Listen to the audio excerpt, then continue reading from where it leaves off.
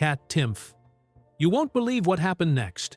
A woman who once swore off marriage, kids, and anything resembling normal ended up finding a love so steady it rewired her life, and a last-minute miracle that may have saved it.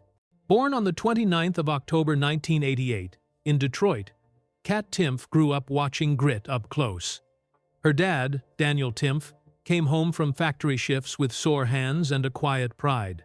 Her mom, Anne-Marie Timpf, one of 9 in a big Polish Catholic family, stretched every dollar and still made the house feel warm. Money was tight. The lessons weren't. Work hard. Tell the truth. Laugh when you can. School was rough.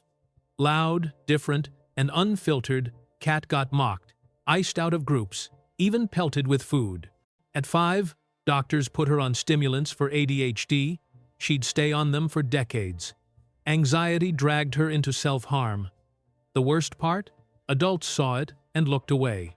So she found armor the only place she could. Words. Books first. Then jokes. Then columns. Words became a shield, and later, a sword. At Lutheran High School North in Macomb, the smaller halls helped. Theater gave her a stage, the school paper gave her a megaphone. She didn't suddenly fit in, she just stopped asking for permission to exist. She wrote. She performed.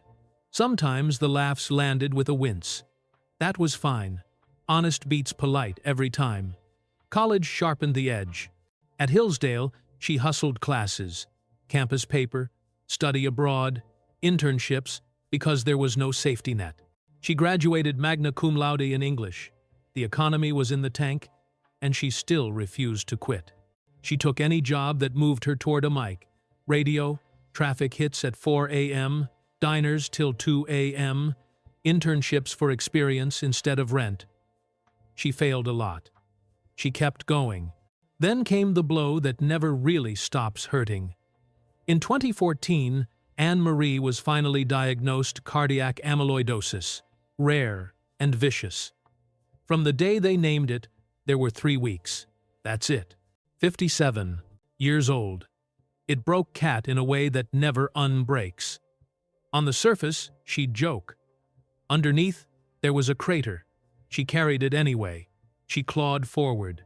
Reporting on campus speech battles, turning bureaucratic nonsense into punchlines, landing a small on-air shot. Then another. She learned to bomb on stage with 45 minutes of silence and still show up the next night. That's where timing comes from, dying under the lights until the rhythm clicks. The big break hit, and people noticed. Not because she was safe, but because she wasn't. She called out hypocrisy without blinking. She pushed libertarian ideas with a comedian's knife.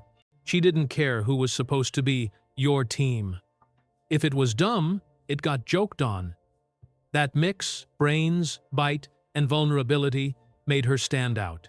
She also went painfully honest with a streaming series, taking off the fake lashes and admitting the stuff you're not supposed to admit on camera.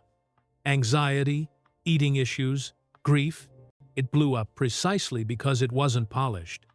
Of course, the spotlight brings a mob. She took heat for a sci-fi joke.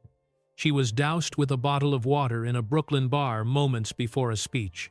Death threats, rape threats, the whole playbook. She didn't fold. She wrote more. She talked more. She laughed louder. Then she wrote a book that said the quiet part out loud. You can joke about dark things because sometimes that's the only way through them. It hit hard. A second book stirred the pot again. She even spoke openly about dating a woman and refusing to be boxed in by labels. The point was never to shock. It was to be real. And just when you think you know her, type chaos life through the strangest curveball of all. Stability. Enter Cameron Frisia. Not a comic, not a media guy, a West Point grad. 101st Airborne. Afghanistan, in the thick of it. Quiet, steady, ex-soldier turned finance professional. The resume looked like a movie. The vibe was calmer than silence. The date wasn't brunch chatter. It was war stories told with the gentleness of someone who's seen the worst and still believes in ordinary good. He liked that she was loud. He didn't try to tame it. He listened, asked better questions, cooked dinner, and then somehow made room for her to be more herself than she'd ever been.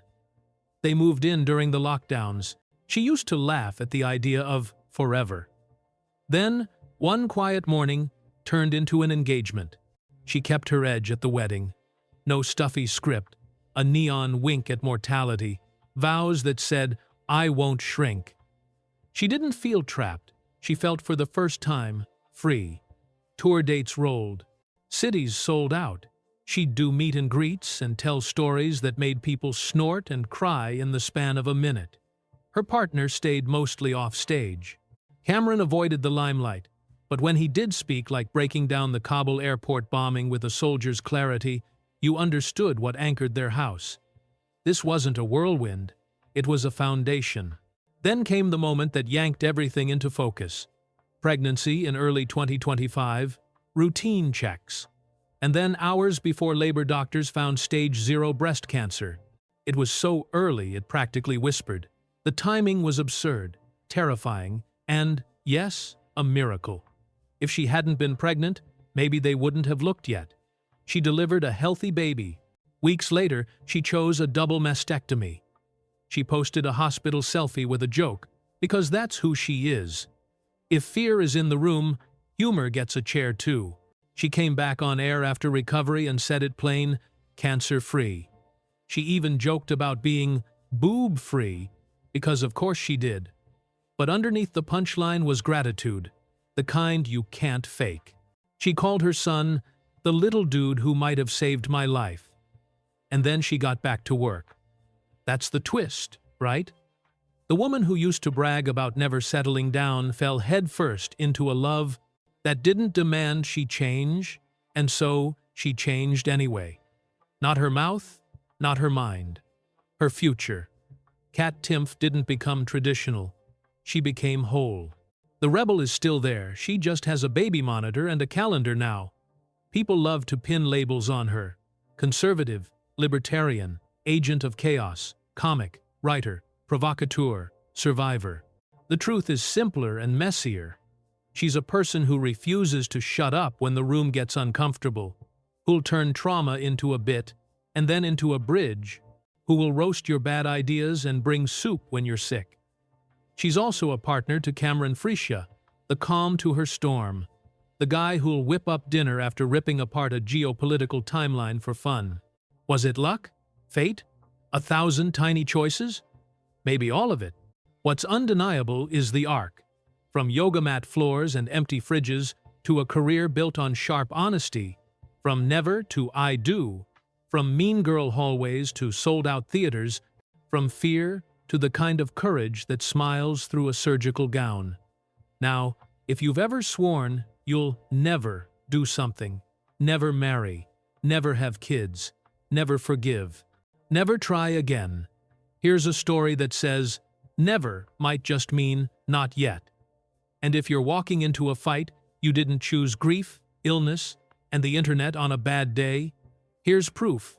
A joke can be a life raft, and love can be a lighthouse. If this journey hit you anywhere in the heart, stick around.